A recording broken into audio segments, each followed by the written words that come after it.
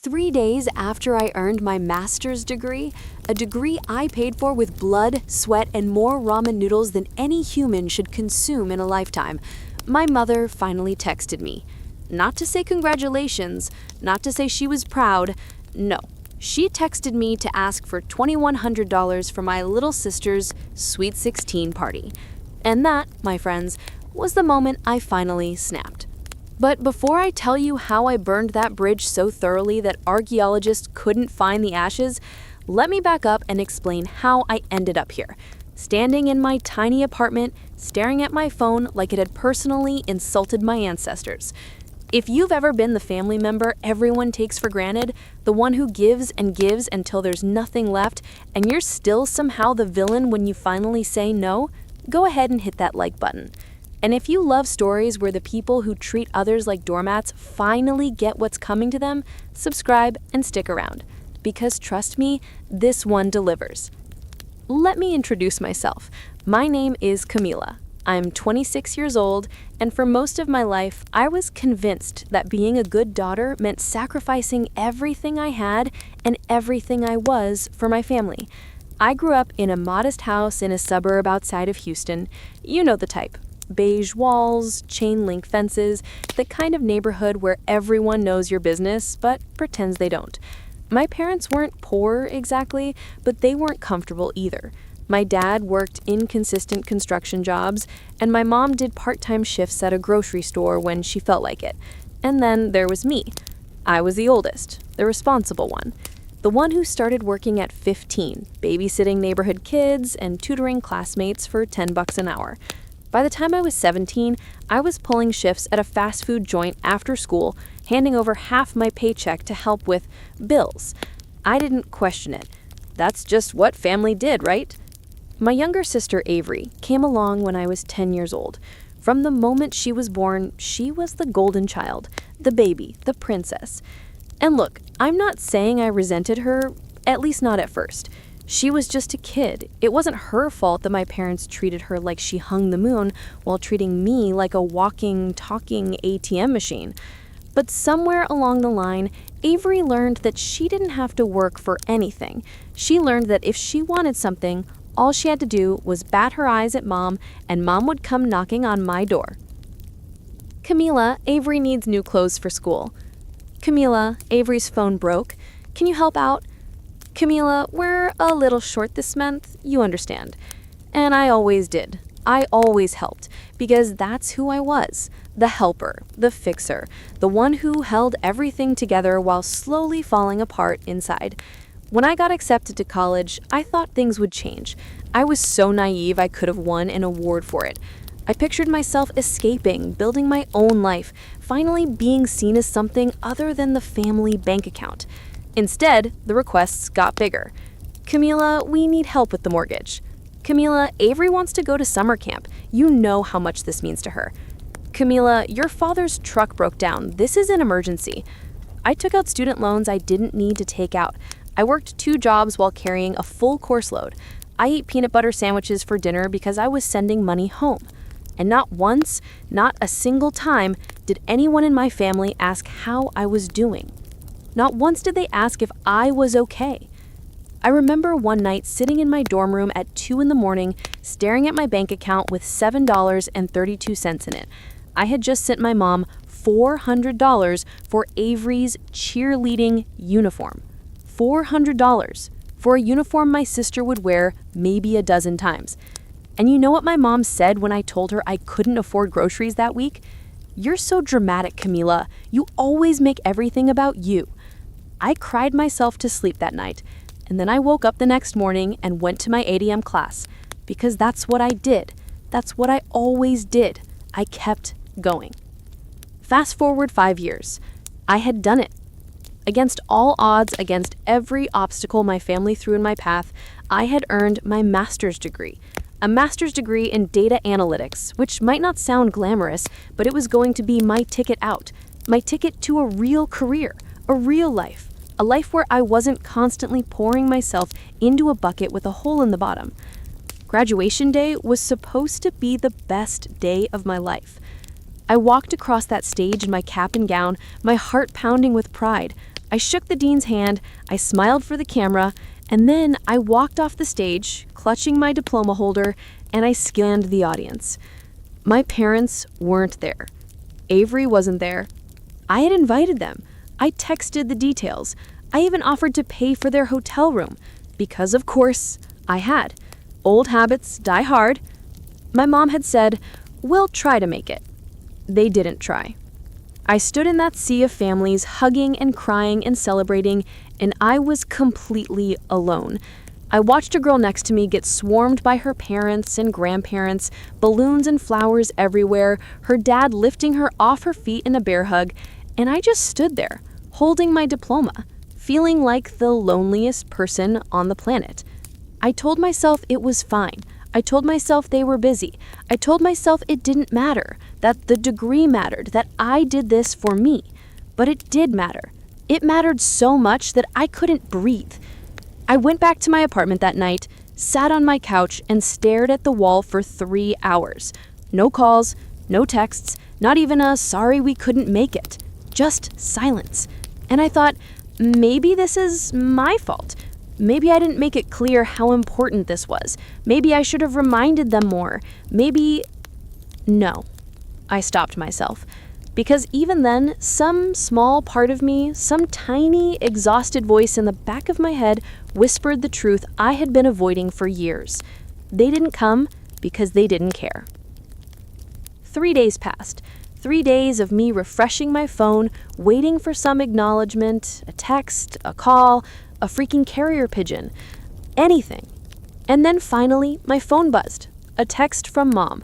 My heart lifted for a second, a stupid, hopeful second, before I opened the message and felt it crash right back down. "Hey, sweetie, Avery's Sweet 16 is coming up, and we're putting together something really special for her. Can you send $2,100 for the party? She really wants it to be perfect. Love you." $2,100. $2,100 for a party, for my sister, who had never worked a day in her life, who had never sacrificed anything, who had never once thanked me for the thousands of dollars I had already poured into her existence. And not a single word about my graduation. I read that text message 17 times. I counted. Each time I felt something inside me harden, like molten metal cooling into steel. I thought about all the birthdays where I got nothing, all the Christmases where I bought everyone presents and received a gas station gift card in return if I was lucky. All the times I sat alone in my apartment eating cereal for dinner because I had sent my last $50 home. And all the times I was told I was being dramatic or selfish for having any needs of my own. 26 years of being the family ATM. 26 years of being overlooked, undervalued, and treated like my only purpose was to fund everyone else's happiness. And they couldn't even show up for my graduation? Something broke inside me that night, or maybe something finally healed. I'm still not sure which. I sat on my couch, phone in hand, and I typed out a response. I deleted it, typed another one, deleted that too. I wanted to scream. I wanted to write a novel-length text explaining every single grievance, every hurt, every sacrifice. I wanted to make them understand. But then I realized something. They would never understand. They didn't want to understand. To them, I wasn't a person. I was a resource, an ATM machine that had suddenly stopped dispensing cash. So I did something I had never done before. I sent back a single dollar, $1, through a payment app, and in the memo line I wrote, "Congrats." Petty? Absolutely. Satisfying? You have no idea. My phone exploded within the hour. 3 missed calls from Mom, 2 from Avery, a voicemail I didn't listen to, and a series of texts that escalated from confused to angry to absolutely unhinged. "Camilla, is this a joke? Call me right now. I can't believe you would do this to your sister. After everything we've done for you? You're being really selfish, and I raised you better than this." I read each one with a strange sense of calm, like I was watching a storm through a window, finally safe inside. And then I did something else. I walked to my front door, picked up the spare key my mom had insisted I give her for emergencies, and I threw it in the trash. Then I called a locksmith. The guy showed up an hour later. His name was Ray. He had a beer gut and a mustache that looked like it had seen better decades, and he was the most beautiful human being I had ever encountered. "Changing locks, huh?" he said, sizing up my door. "Boyfriend trouble?" I said, "Family trouble." He nodded slowly, like he understood. Maybe he did. Maybe Ray had his own family stories. Well, new luck's new life. That's what I always say. "Does that actually work?" I asked. He shrugged. "Works better than keeping the old ones." I paid Ray $87 and kept the receipt. I didn't know why at the time. Something just told me to hold on to it. A memento, maybe. Proof that I had done something. That night, I slept better than I had in years. But here's the thing about boundaries. When you finally start setting them, the people who benefited from you having none will absolutely lose their minds. For the next week, my phone was a war zone. Texts from my mom alternated between guilt trips and rage spirals. I can't believe my own daughter would abandon her family. "Avery is devastated. I hope you're happy. Your father is so disappointed in you. You've changed, Camila, and not for the better." Avery got in on the action too, sending me messages that ranged from passive-aggressive to outright mean. "Thanks for ruining my party. You're literally the worst sister ever. Everyone was right about you." And my dad. He sent exactly one text. "Call your mother." That was it. That was his entire contribution. I didn't respond to any of them. I muted the group chat, I silenced their numbers, and for the first time in my life, I existed without the constant weight of their expectations crushing my chest. It felt strange, almost wrong, like I was doing something illegal by simply not giving them what they wanted. But I also felt something else, something unfamiliar. Freedom. I started sleeping through the night. I cooked actual meals instead of surviving on stress and caffeine. I went for walks. I watched TV shows without checking my phone every 5 minutes. For one blissful week, I thought maybe this was it. Maybe the worst was over. Maybe they would finally accept that I wasn't their personal piggy bank anymore. I should have known better, because my mother, as I was about to discover, was not the type of person to accept no. She was the type of person to find another way. It was a Tuesday afternoon when I got the call. I was sitting at my kitchen table working on job applications when my phone rang. Unknown number. Normally, I'd let it go to voicemail, but something made me pick up. "Hello? Hi, this is Camila Reyes. Hi, is this Camila Reyes?" A professional voice, clipped, official. "Yes, this is she. This is Officer Daniels with the Houston Police Department. We received a welfare check request regarding you. Someone called in concerned that you might be a danger to yourself." My stomach dropped. "I'm sorry, what?" "A family member called and said you've been acting erratic, that you've cut off contact suddenly, and they're worried you might hurt yourself. We just need to verify that you're okay." I sat there in stunned silence. My mother had called the police. She had told them I was unstable. She had tried to weaponize a wellness check against me because I wouldn't give her money for a party. And in that moment, I realized something that changed everything. This wasn't just about money anymore. My mother was willing to do anything to get what she wanted. And I had absolutely no idea how far she was willing to go. Officer Daniels showed up at my apartment 45 minutes later. I spent those 45 minutes pacing my living room like a caged animal, alternating between rage and disbelief. My hands were shaking, my heart was doing something that felt medically concerning, and my brain kept replaying the same thought on a loop. She called the cops. She actually called the cops. When the knock finally came, I nearly jumped out of my skin. I opened the door to find a middle-aged officer with kind eyes and a notepad. Behind him stood a younger officer who looked like he'd rather be literally anywhere else. "Miss Reyes?" Officer Daniels said. That's me. He studied my face for a moment. I must have looked exactly like what I was, a woman who had just learned her mother was capable of weaponizing mental health services as a punishment for setting boundaries. Mind if we come in? Just a quick check and we'll be out of your hair. I stepped aside and let them in. My apartment was small but clean. Dishes done, bed made, job applications spread across the kitchen table next to a half-empty cup of coffee. Not exactly the lair of someone having a mental breakdown. Officer Daniels looked around, then back at me. So, we got a call from a family member saying you've been acting erratic, that you've suddenly cut off contact and they're worried you might be a danger to yourself. I took a deep breath. Officer, I just graduated with my master's degree. 3 days later, my mother texted me asking for over $2,000 for my sister's birthday party. She didn't congratulate me, she didn't come to my graduation, and when I said no, she apparently decided to call in a fake wellness check. The younger officer's eyebrows shot up. He glanced at his partner. Officer Daniels nodded slowly. I see. And you're doing okay? No thoughts of hurting yourself?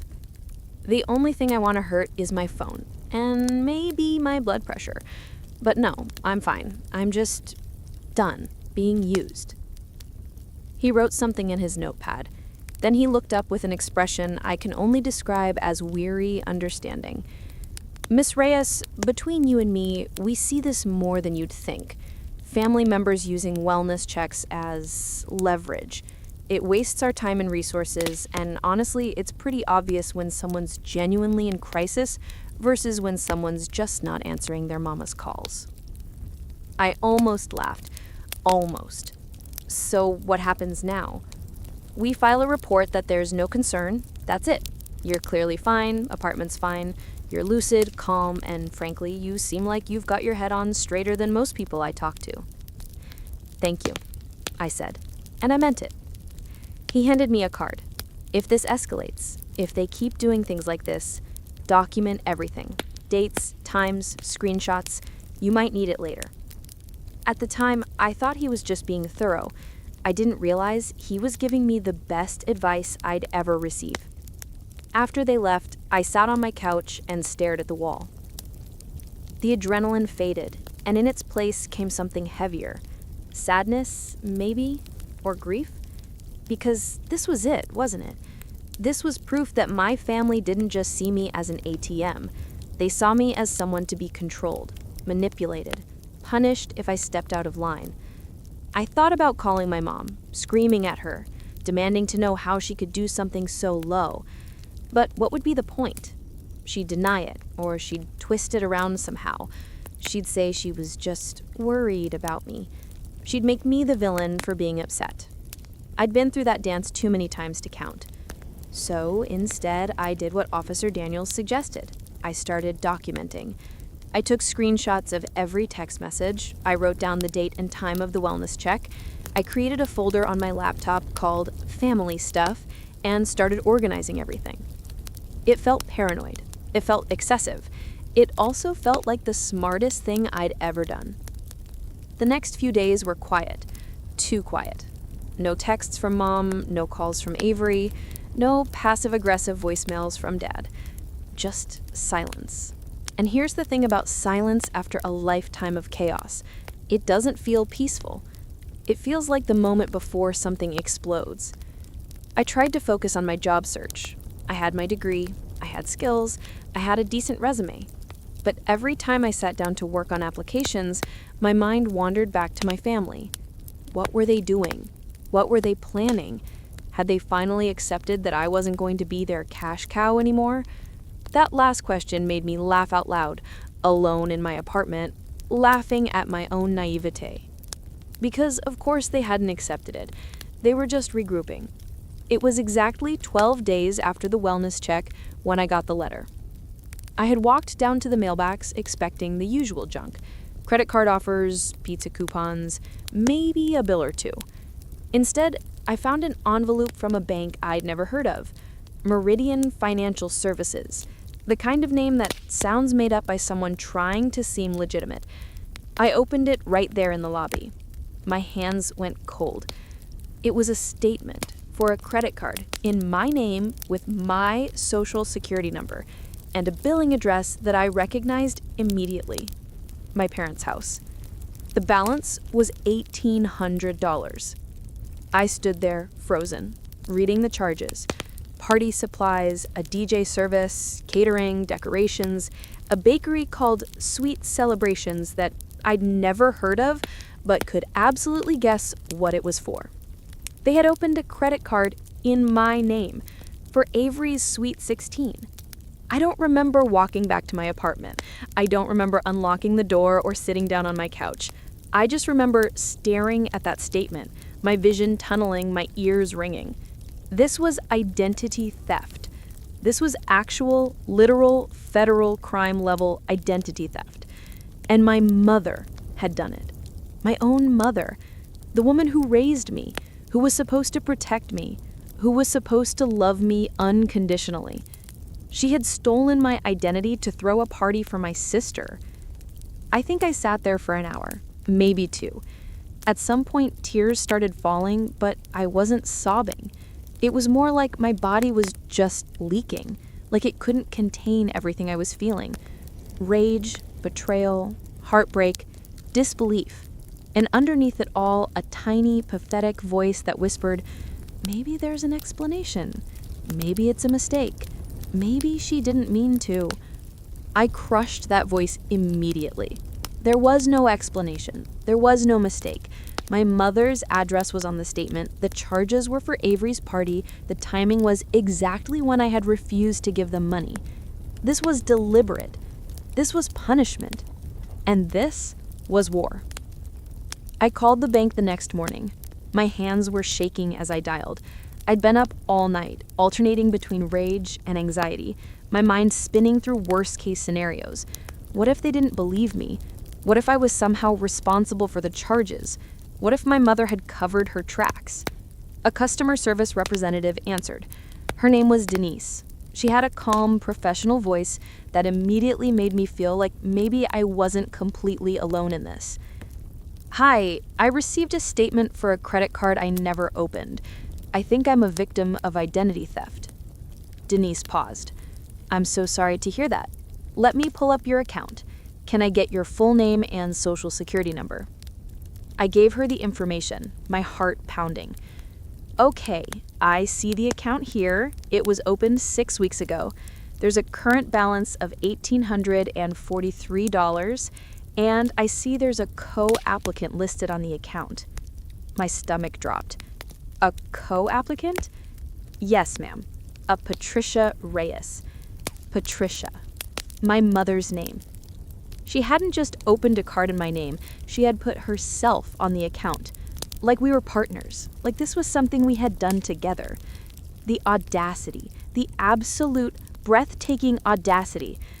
I did not authorize this account. I did not apply for it. I've never even heard of Meridian Financial Services. My mother opened it without my knowledge or consent. Denise was quiet for a moment.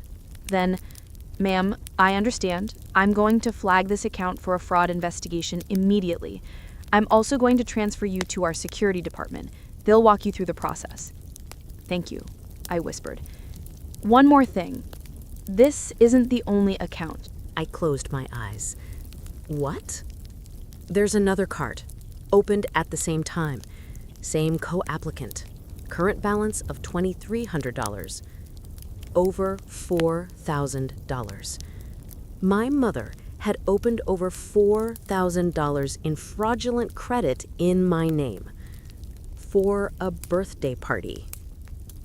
The next few hours were a blur of phone calls, transfers, and security questions. I spoke to fraud investigators. I answered the same questions 15 times. I provided documentation proving I hadn't lived at my parents' address in years. I filed a formal identity theft report. And through it all, one thought kept echoing in my head. She really thought she'd get away with it. My mother really, truly believed that she could steal my identity, run up thousands of dollars in debt in my name, and I would just, accept it? Pay it off? thank her for the privilege? Or maybe she thought I'd never find out. Maybe she planned to make minimum payments and hope I never noticed. Maybe she assumed I was too stupid or too beaten down to fight back. Whatever she thought, she was wrong. That night, I did something I'd never done before. I Googled how to record phone calls in Texas. Because here's the thing. The fraud department told me that to build a solid case, they needed evidence, documentation. And while the paper trail was damning, a confession would be undeniable. Texas is a one-party consent state. That meant I could legally record a phone call as long as I was part of the conversation. So I downloaded a recording app. I tested it 3 times to make sure it worked, and then I called my mother. She answered on the second ring. "Camila?" Her voice was surprised, cautious, like she wasn't sure which version of me she was about to get. "Hey, Mom." "Oh, honey, I'm so glad you called. I've been worried sick about you. We all have. Avery keeps asking when you're going to come around. Mom, I need to ask you something." Silence. Then, "What is it?" I took a deep breath. My phone was recording. Every word was being captured. I had one shot at this. I got some credit card statements in the mail from Meridian Financial Services. There are 2 accounts in my name, with your address and you're listed as a co-applicant. The silence stretched out. 1 second. 2. 3. "Mom?" She sighed, long and heavy, like I was the one being unreasonable. "Camila, I was gonna tell you about that." "Tell me what, exactly?" "Look, you know how tight things have been, and Avery's party was so important to her. She's been planning this for years. I couldn't let her down. You understand that, right?" I gripped my phone so hard my knuckles turned white. "Mom, you opened credit cards in my name without my permission. That's fraud." "Fraud?" She laughed, actually laughed. "Camila, don't be so dramatic. We're family. What's yours is ours. That's how it works." I almost choked. That's not how it works. That's literally a crime. "Oh, please. You're always so..." "Look, I did it for family, okay? For Avery. She's your sister. I thought you'd understand. I thought once you calmed down from your little tantrum about the graduation thing, you'd see that this was for the best." My little tantrum about the graduation thing. She had missed the biggest achievement of my life, tried to manipulate me into paying for a party, weaponized a wellness check when I said no, and committed federal identity theft in my name, and she thought I was having a tantrum? "Mom," I said slowly, "the bank is investigating. They have your name on the accounts. They know you opened them." Another pause. This one longer. When she spoke again, her voice had shifted. Harder. Colder. "You called the bank?" "I reported it as identity theft, because that's what it is." Camila Marie Reyes. Her voice dropped to that low, dangerous tone I remembered from childhood. The one that used to make me freeze in terror. "You are going to call that bank back right now and tell them this was a misunderstanding. We are going to handle this privately as a family. Do you hear me?" "No." "Excuse me?" "No. I'm not calling them back. I'm not handling this privately. You stole my identity, Mom. You ran up over $4,000 in my name for a party, and you didn't even have the decency to tell me about it." "I did it for family," she shouted. Everything I've ever done has been for this family. And this is how you repay me? By calling the police? By treating your own mother like a criminal? You are a criminal. And this conversation is being recorded. The line went dead. I sat there for a long time after she hung up. My hands were trembling. My heart was racing. I felt sick and exhilarated and terrified all at once. I had done it. I had actually done it. I replayed the recording, listened to her voice admitting everything. I did it for family. What's yours is ours. That's how it works. I was gonna tell you about it. Every word was evidence. Every word was a nail in her coffin. I emailed the recording to myself twice, uploaded it to a cloud drive, and saved it to a USB stick. Paranoid? Maybe, but I wasn't taking any chances. Because I knew my mother, and I knew this was not over. She was gonna come for me. She was going to try to spin this. She was going to play the victim and make me the monster and rally every family member, every friend, every neighbor to her side. But this time, I had proof. This time, I had the truth. And this time, I wasn't backing down. 3 days later, my mother requested a family meeting at a diner across town. She said she wanted to clear the air. She said we could work this out like adults. I knew it was a trap. Of course it was a trap. But I also knew that sometimes you have to walk into the trap to spring it. I agreed to meet them. What I didn't tell her was that I'd already been in contact with the bank's fraud department, that the investigation was proceeding, that I had enough evidence to prove everything. What I didn't tell her was that I wasn't walking into that diner to negotiate. I was walking in to say goodbye. The diner was called Rosie's, one of those old-school places with cracked vinyl booths, laminated menus, and coffee that tasted like it had been brewing since the Reagan administration. I arrived 15 minutes early. I wanted to pick the seat. I wanted to watch them walk in. I wanted every possible advantage, no matter how small. The waitress, a tired-looking woman with a name tag that said Dolores, poured me a cup of that ancient coffee without asking. I wrapped my hands around it, letting the warmth seep into my fingers, and I waited. My phone was in my pocket, recording app already running.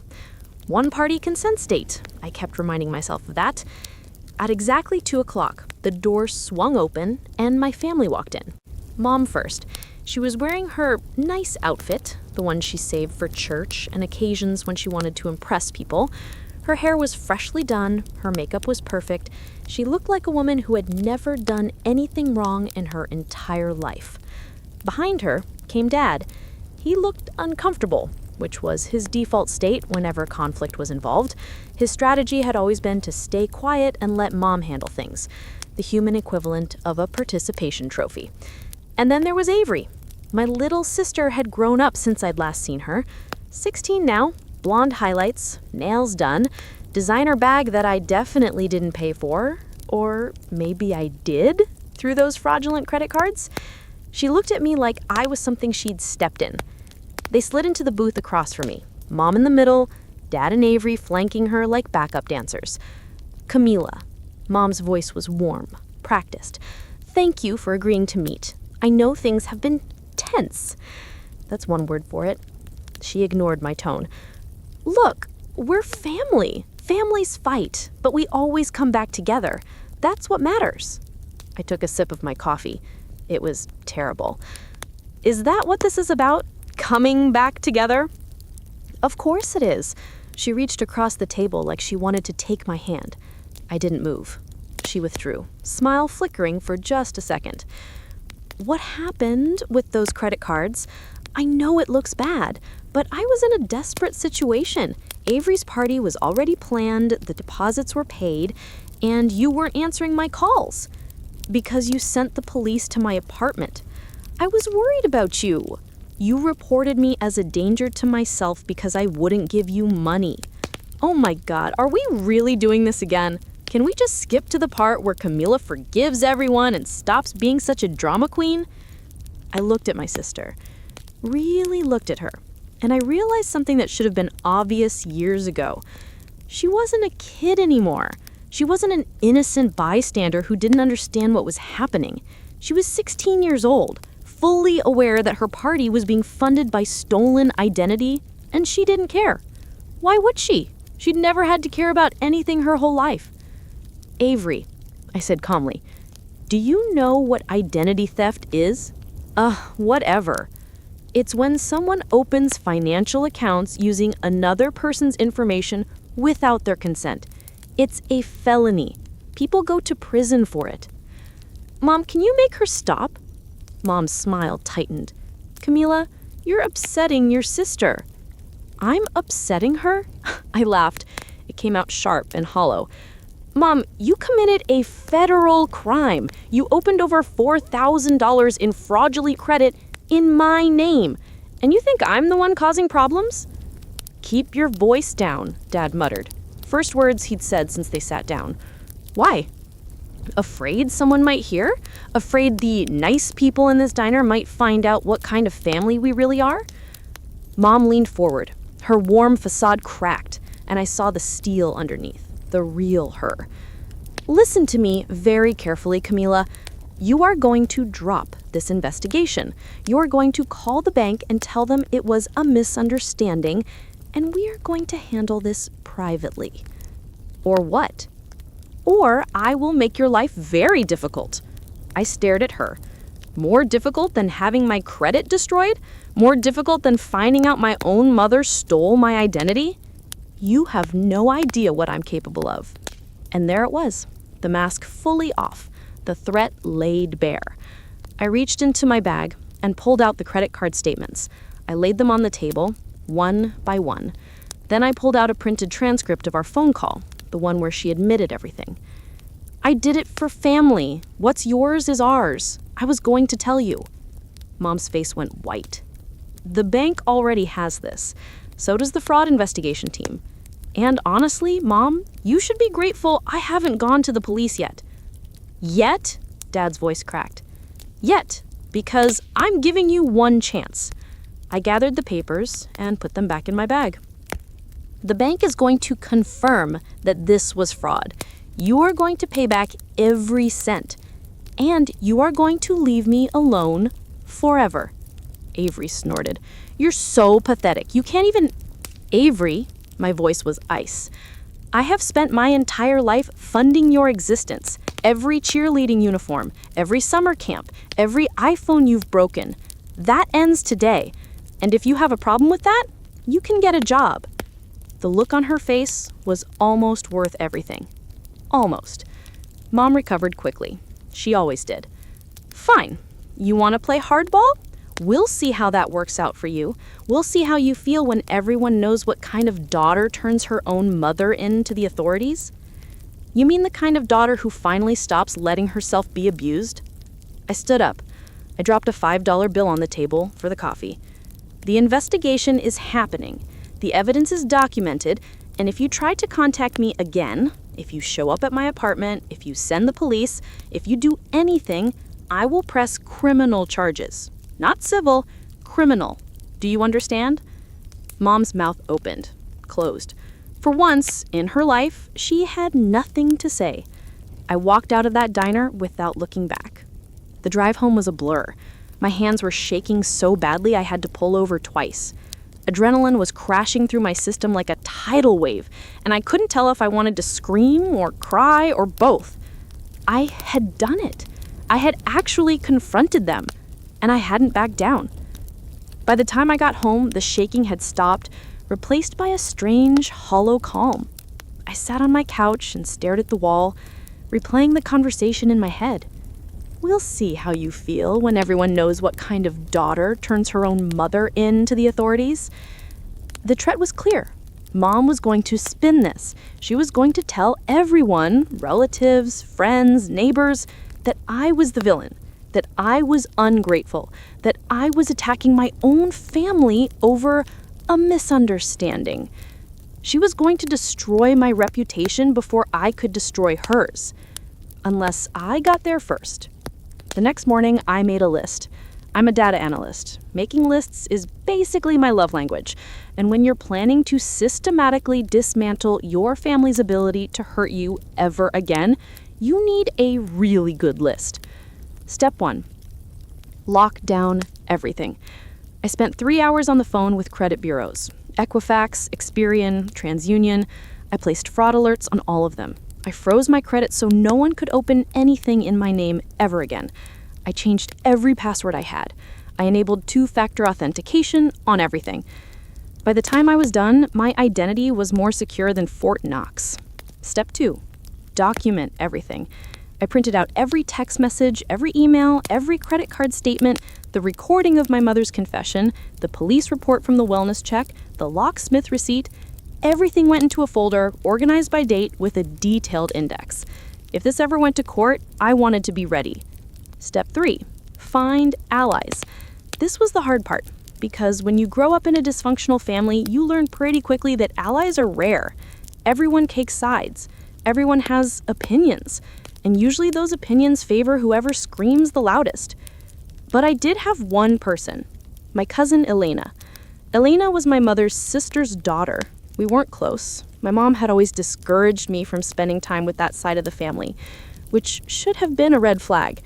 But we'd stayed in touch through social media. She'd liked my graduation photos. She'd sent me a congratulations message. She was the only family member who had acknowledged my degree. I sent her a message, "Hey, can we talk? Something's happened and I need advice." She called me within an hour. I told her everything. The money I'd sent over the years, the graduation, the text demanding $2,000, the wellness check, the identity theft, the diner confrontation. When I finished, there was a long pause. "Camilla, I knew your mom was difficult, but this is insane." "I know. She actually stole your identity, like actually committed fraud. Over $4,000. And the bank is investigating?" Full fraud investigation. They have the recording of her admitting it. Holy crap. Another pause. "Okay, what do you need from me?" I blinked. I hadn't expected that. "What? What do you need? You called me for a reason. What can I do to help?" For a moment, I couldn't speak. I was so used to family being a one-way street, me giving, everyone else taking, that I'd forgotten what it felt like to have someone offer support. I don't know yet," I admitted. "But can I just keep you updated in case something happens?" "Absolutely. And Camila, I believe you. I want you to know that. Whatever your mom tries to say about you, I believe you."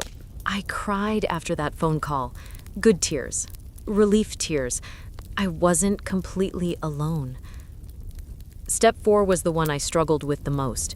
What did I actually want to happen? The bank was handling the fraud investigation. They would confirm what my mother had done. They would probably require her to repay the charges. My credit would be repaired. But was that enough? Part of me wanted to press criminal charges, wanted to watch my mother get arrested, wanted her to face real consequences for once in her life. But another part of me, the tired part, the part that just wanted this to be over, wondered if it was worth it. Criminal cases take years. They're expensive. They're exhausting. And at the end of it, I'd still be the daughter who put her own mother in jail. Did I want to be that person? I spent 3 days wrestling with that question. 3 days of sleepless nights and too much coffee and conversations with myself in the shower. And then Avery's Sweet 16 party invitations went out. I found out through Elena. "Did you see Instagram?" she texted me. I hadn't. I'd muted my family on every platform. But I pulled up Avery's page, and there it was. A glossy, professional invitation. Gold lettering on pink background. "You're invited to Avery's Sweet 16, the party of the year." The date was in 10 days. 10 days. They were still throwing the party after everything, after the confrontation in the diner, after I told them the bank was investigating. They were still using the money they'd stolen from me to throw my sister a party. And then I saw the guest list. Over 200 people. Family, friends, neighbors, everyone my parents knew. Everyone who would hear their version of events. Everyone who would be told that I was the ungrateful daughter who abandoned her family. I stared at that invitation for a long time. And somewhere in the back of my mind, a plan started to form.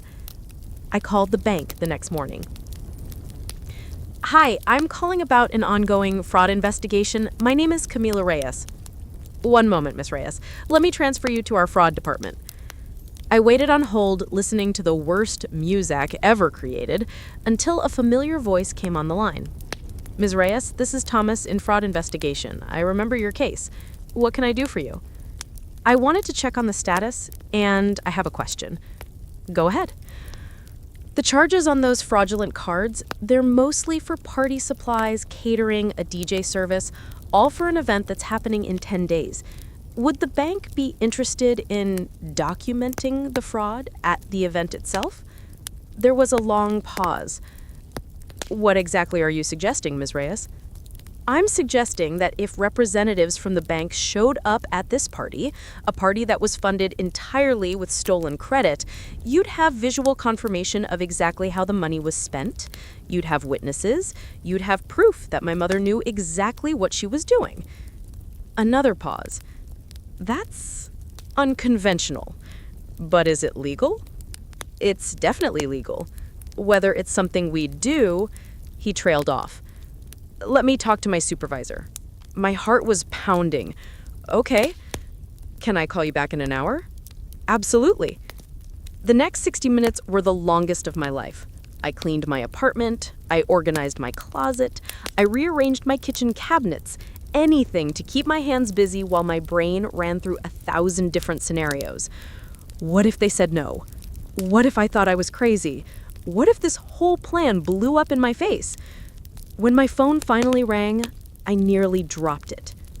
Ms. Reyes, it's Thomas. Yes, I've spoken with my supervisor and our legal team. He paused. We'd like to proceed. I grabbed the edge of my counter to steady myself. You would? This is significant fraud. The amounts involved, the documentation you've provided, the recorded confession, it's a strong case. And having representatives present at the event where the funds were used would be valuable for our investigation. So what happens next? We'll coordinate with local law enforcement. Given the nature of the fraud, they may want to be present as well. You'll need to provide the address and time of the event. I gave him the information. My voice was surprisingly steady. One more thing, Ms. Reyes. You should know that once this happens, there's no going back. Your family will know that you cooperated with the investigation, publicly. I thought about my mother's face in the diner, the threat in her voice, the way she'd spent my entire life treating me like a resource instead of a daughter. I understand, I said. Do it. The next 10 days were torture. I couldn't tell anyone what was going to happen, not even Elena. This had to be airtight. No leaks, no warnings, no chance for my mother to prepare. I went through the motions of my life, job applications, grocery shopping, pretending to be normal while counting down the hours until everything exploded. I barely slept. I kept my phone on silent but checked it constantly. Every notification made my heart spike. What if they changed their minds? What if my mother found out somehow? What if this was all a huge mistake? On the night before the party, I sat alone in my apartment staring at my diploma on the wall. The degree I'd worked so hard for, the achievement no one in my family had cared about. Next to it was the locksmith receipt, the first boundary I'd ever set. Tomorrow, there'd be a third thing on that wall. I didn't know what yet, but I knew it would represent something important. Freedom. The day of Avery's Sweet 16 arrived. The party was at 6 p.m. at a rented event hall, 200 guests, catering, a DJ, a professional photographer, all paid for with my stolen identity. I didn't go to the party, obviously, but I knew exactly what was happening. Thomas from the bank had promised to keep me updated. At 6:30, I got the first text. Representatives on site, awaiting confirmation from law enforcement. At 6:45, officers arrived, coordinating approach. At 7 p.m., my phone rang. Ms. Reyes, it's Thomas. Yes, it's happening now. I closed my eyes. They're walking in? Yes, our representative and 2 officers. They're going to speak with your mother and document the event. I could picture it. The party in full swing, Avery in some ridiculous dress, surrounded by friends, my parents playing hosts, basking in the attention. And then the door opens, and everything changes. I'll call you when it's over, Thomas said. The line went dead. And I waited. I don't know how long I sat there. Minutes, hours, time had lost all meaning. I was suspended in a strange limbo, my entire body vibrating with anticipation while the rest of the world continued spinning like nothing was happening. My phone sat on the coffee table in front of me, silent, mocking me with its silence. I tried to distract myself, turned on the TV, couldn't focus, made tea, forgot to drink it, picked up a book, read the same sentence 11 times. Every few seconds, my eyes drifted back to the phone. What was happening right now? Were they talking to my mother? Had she tried to run? Had she caused a scene? Was Avery crying? Was my father doing that thing where he pretends to be invisible? The not knowing was excruciating. And then, at 7:47 p.m., my phone buzzed. It was Elena. Camila, what the hell is happening at Avery's party? My heart stopped. What do you mean? I'm getting texts from like 5 different people. They're saying cops showed up and some guy in a suit. And your mom is freaking out. Someone said she's screaming about identity theft? I stared at the message, read it 3 times. It was really happening. Camila, are you there? Did you do something? I typed back slowly. I'll explain everything. But yes, I did something. Oh my God. Before I could respond, another text came in. This one from Thomas. Event documented. Your mother has been informed of the fraud findings. Officers are taking statements. We'll call with full update shortly. I set my phone down. And then I did something I hadn't done in years. I laughed. Not a small laugh, not a polite chuckle, a full body, tears streaming down my face, can't breathe kind of laugh. It was over. It was finally, actually, genuinely over. Thomas called me an hour later. His voice was calm and professional, but I could hear something underneath it. Something that sounded almost like satisfaction. Miss Reyes, I wanted to give you a complete update on what occurred this evening. Please.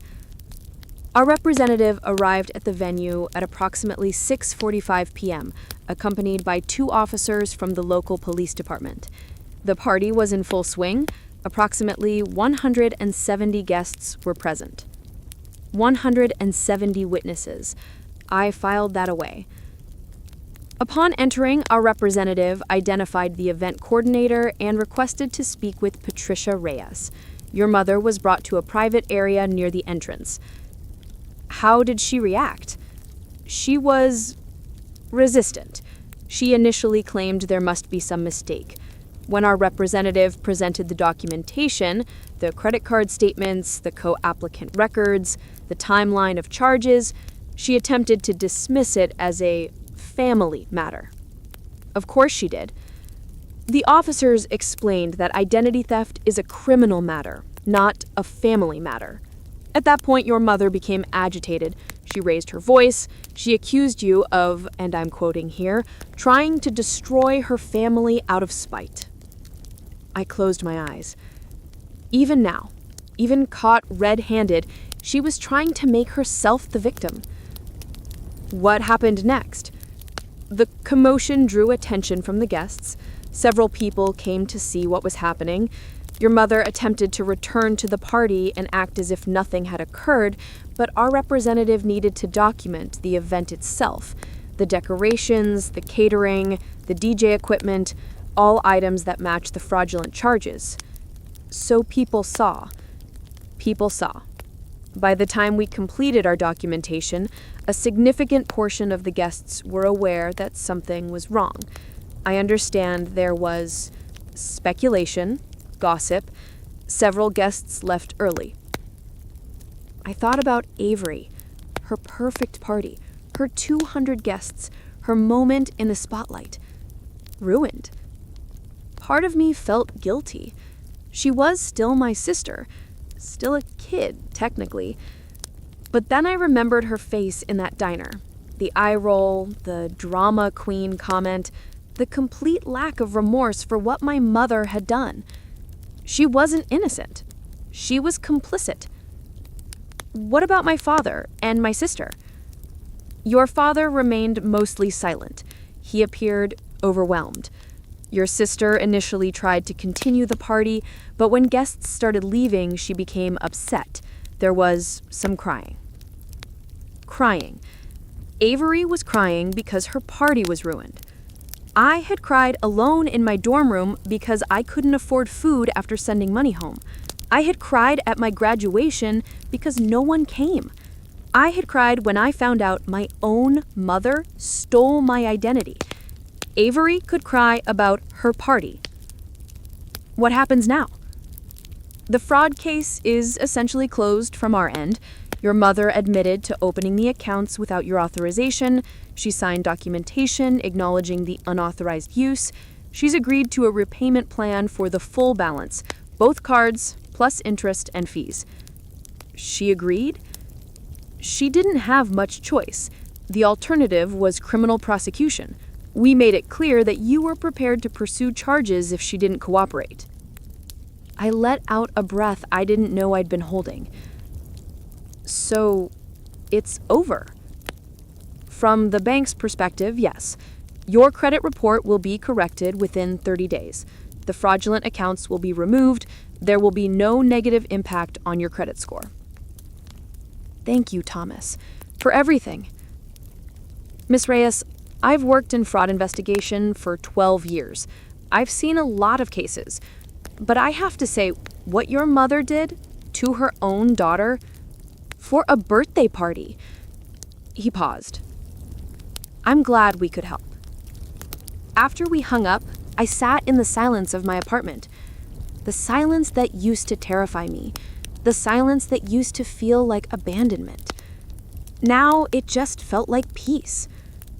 The fallout was immediate and spectacular. Elena kept me updated via text, and honestly, it was better than any reality TV show I'd ever watched. Within an hour of the party disaster, the story had spread through our entire extended family. Aunts, uncles, cousins, second cousins, people I'd never even met. Everyone knew that Patricia Reyes had committed identity theft against her own daughter and gotten caught at her other daughter's Sweet 16. Some people took my mother's side, of course. They always do. The family is family crowd. The you don't air dirty laundry in public crowd. The people who thought I should have handled it privately and not made a scene. But a surprising number of people reached out to me directly. An aunt I hadn't spoken to in years sent me a message. I always knew something was off with your mother. I'm proud of you for standing up for yourself. A cousin I barely remembered. I heard what happened. That took guts. Let me know if you need anything. Even my grandmother, my father's mother, who I thought hated me, sent a card. An actual physical card with a handwritten note inside that said, I'm sorry no one protected you sooner. I cried when I read that one. Not everyone was supportive, of course. I got my share of angry messages too. People calling me vindictive, ungrateful, a disgrace to the family. I blocked every single one of them without reading past the first sentence. I was done letting other people's opinions determine my worth. The weeks after the party were strange. For the first time in my adult life, I had no family obligations. No one asking for money, no one demanding my time, no one making me feel guilty about existing. I didn't know what to do with myself. I applied for jobs. I went to interviews. I started running again, something I'd given up years ago because I never had the energy. I cooked real meals. I read books for pleasure instead of just for school. I started therapy. That last one was harder than I expected. Sitting in a room with a stranger, talking about my childhood, my family, all the ways I'd been conditioned to put everyone else first. It felt like ripping off a bandage that had been stuck to a wound for 26 years. But it helped. My therapist, Dr. Okonkwo, helped me understand that what I experienced wasn't just family drama. It was financial abuse, emotional manipulation, parentification, being forced into a caretaker role before I was old enough to understand what was happening. You were never their daughter. You were their resource. And resources don't get to have needs. Resources don't get to have feelings. Resources just give until there's nothing left. I cried for an hour after that session, but I also felt something shift inside me. A piece of the puzzle clicking into place. A weight I'd been carrying my whole life finally being named. 6 weeks after the party, I got a job. A real job. A good job. Data analyst at a tech company downtown. Competitive salary, benefits, a desk with a view. When I got the offer letter, I read it 7 times. This was mine. All mine. I had earned this with my degree. The degree I'd paid for myself. The degree I'd sacrificed for. The degree no one in my family had bothered to celebrate. I accepted the offer immediately. On my first day, they gave me a badge. One of those fancy ID cards with my photo and name and the company logo. I clipped it to my shirt and walked into the office and felt like I was finally becoming the person I was supposed to be. That night, I went home and looked at my wall. My diploma was already there, framed, prominent. The first thing I saw every morning when I woke up. Next to it was the locksmith receipt. $87, the price of my first boundary. And now, I had something new. I took my work badge and hung it right next to the other 2. 3 items, 3 symbols. My effort, my boundaries, my freedom. Months passed. I settled into my new job. I made friends, real friends, people who didn't want anything from me except my company. I adopted a cat named Mochi who had no respect for personal space, but purred like a motorboat whenever I was stressed. I didn't hear from my family. Not a single text, not a single call, not a single birthday card or holiday greeting. At first, I kept waiting for the other shoe to drop, for my mother to show up at my door, for Avery to send some passive-aggressive message, for my father to call and tell me I'd gone too far. But nothing came. The silence stretched on, and slowly, gradually, I realized something that changed everything. The silence wasn't punishment. The silence was the point. For my entire life, I had been terrified of being cut off from my family. I had bent over backwards, emptied my bank account, destroyed my mental health, all because I was afraid of being alone. Afraid of being abandoned. Afraid that if I wasn't useful, I wouldn't be loved. But here's what I learned.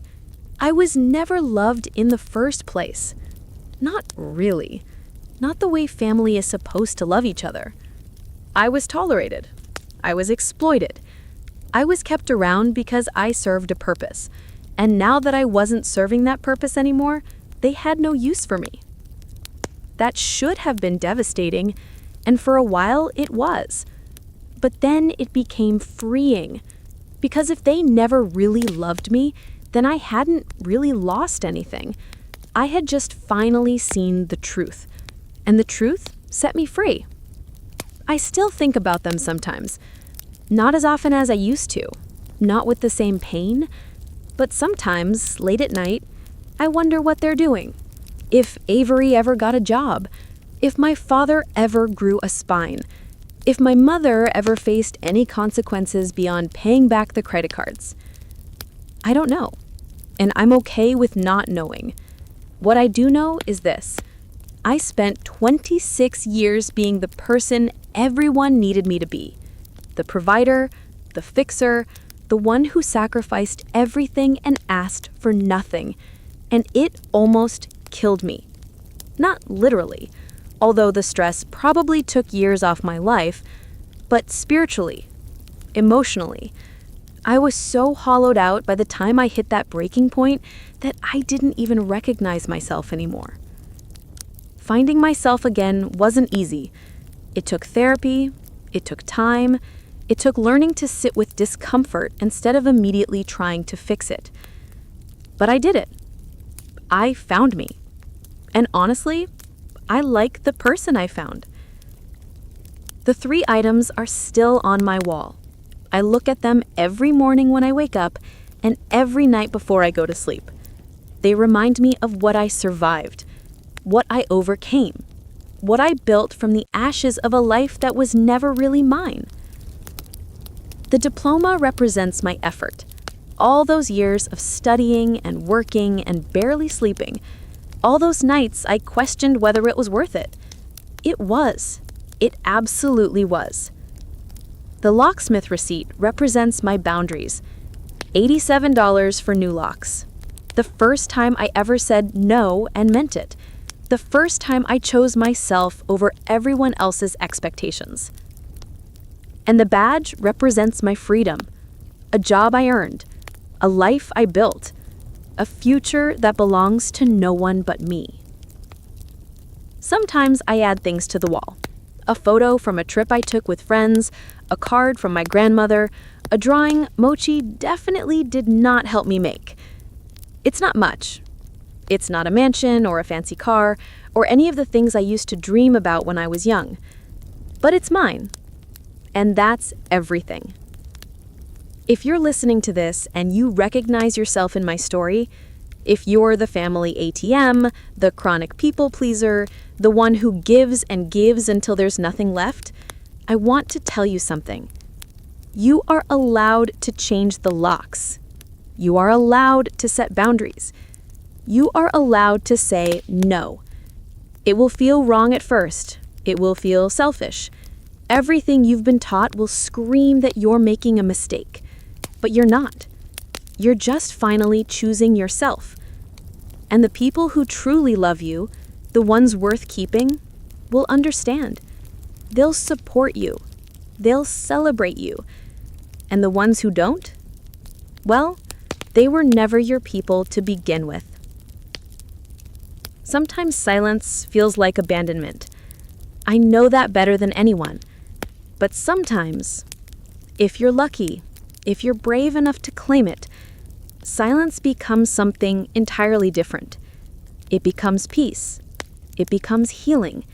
It becomes the sound of your own life finally lived on your own terms. My name's Camila. I changed the locks, and I've never looked back. It's been almost a year now. I wake up every morning in my own apartment with my own cat and my own life that no one else gets to dictate. I still go to therapy. I still have bad days. I still sometimes catch myself reaching for my phone to apologize for things that aren't my fault. But those moments are fewer now, and they don't last as long. I've built something real, a career I'm proud of, friendships that fill me up instead of draining me, a relationship with myself that doesn't depend on anyone else's approval. Would I do it all again? The confrontation, the investigation, the party? Absolutely. Not because I wanted to hurt anyone, not because I'm vindictive or cruel, but because I deserve to be free. And sometimes freedom requires burning the bridge you were never supposed to cross in the first place. So let me ask you something. Do you think I went too far? Or did my family finally get exactly what they earned? Drop your answer in the comments. I read every single one. And if you've ever had to set a painful boundary, if you've ever had to choose yourself over people who only wanted to use you, tell me about it. I want to hear your story. If this video resonated with you, hit that like button. It helps more than you know. And if you want to hear more stories about people who refuse to be doormats, subscribe and turn on notifications, because there are a lot more receipts where this came from. Thanks for listening.